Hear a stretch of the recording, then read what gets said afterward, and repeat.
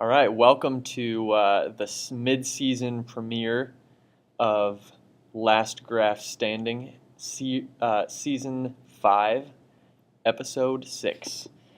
We are talking about linear inequalities and graphing. So again, it's more graphing. If you're good at graphing, then this won't be a whole lot different from really from LT what 2 from the first part of season 5, or episode 2, I guess. You've got a little note up at the top of your notes. This little box here kind of gives you some things to remember when graphing inequalities. If you are graphing an inequality with a less than or greater than, you are going to draw that with a dashed line. If you are graphing with a greater than equal to or a less than equal to, you're going to draw a solid line. And we'll talk about the shading thing in just a minute. And so I'll kind of walk you through that. All right, first of all, a couple examples. When you graph an inequality, you're going to start by basically just pretending that this is an equals. So we are going to take this negative 4x plus 5 and just graph it as we would normally. Start up there at 5 for a y-intercept, and we got a slope of negative 4. And because this is a less than and not a less than equal to, we get a dashed line here. That was in your notes at the beginning of these notes, that little box. We need to figure out which side of the line, of the dashed line, to shade. And probably the best way to do that, to give you the best understanding, is pick a point on either side and test it and see if it works with the inequality. If it works, shade it. If not, don't shade the other side. So we are going to pick a test point, and we are going to make our test point 0, 0. The reason I chose 0, 0 is because it's going to be really easy to plug into here. So if we plug in a 0, 0, we get 0 less than negative 4 times 0 plus 5, which leaves you with 0 less than 5. 0 is less than 5, so our test point worked. So that means 0, 0 is part of the shaded solution. And so I'm just going to go ahead and shade this whole section that includes 0, 0. And the reason that I can shade this whole section is because my test point of 0, 0 worked. And so I'm shading the half, or the side of this line that includes 0, 0. Okay. That means every other point in this solution region, doesn't matter where, every single other point, you could test them for days, and every single one would make this inequality true. Okay, so the second one over here, y-intercept of 2, slope of 2, this is going to be a solid line.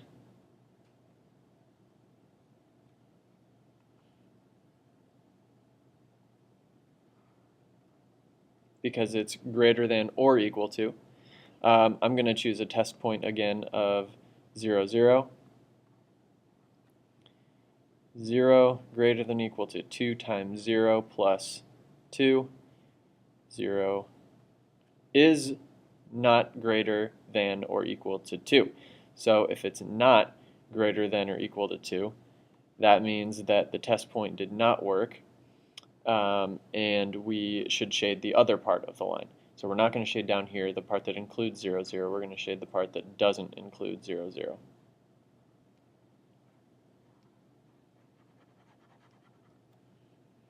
Again, that means any point in this shaded region, you can plug them all in, and they would come out to be true for every single point that you could try in that solution region. Okay. The next part, we've got a system of inequalities. This is basically just like a system of equations. And if you remember back to LT2, the way to solve that was to graph both of them and see where they meet. So that's basically what we're going to do for this. Go ahead and graph both of those two.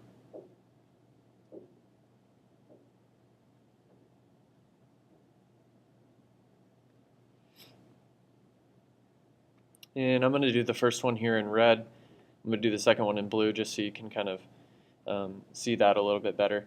The red one, that first equation, is going to be a solid line.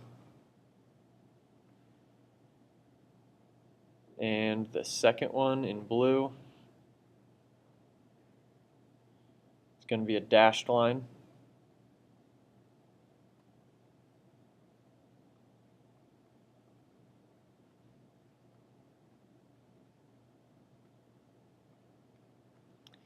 And we'll use 0, 0 to test both of them.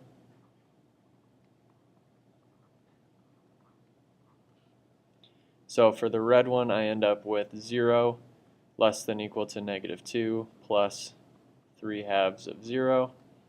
That gives me 0 less than equal to -2. That is not true, so we're going to shade the part of the line that doesn't include 0, 0.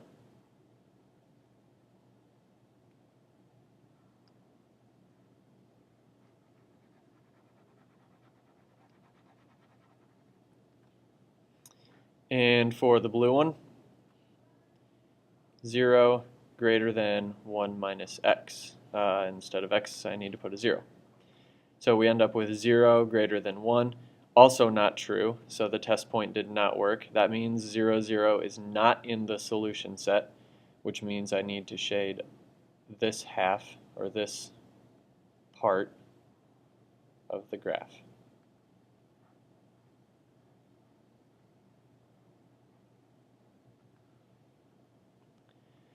Okay, the last part of this question said, shading the solution region. The solution region is our double shaded area. The double shaded area is right here, and I can kind of block that off for you so you can see it. Here's our double shaded.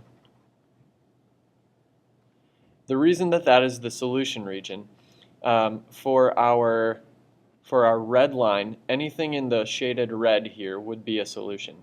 For our blue line, anything in the shaded blue would be a solution.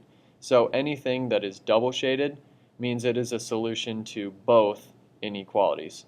For instance, that point right there would be a solution to both inequalities. You could plug in 1, 2, 3. You could plug in 4, 1, and that would work for both.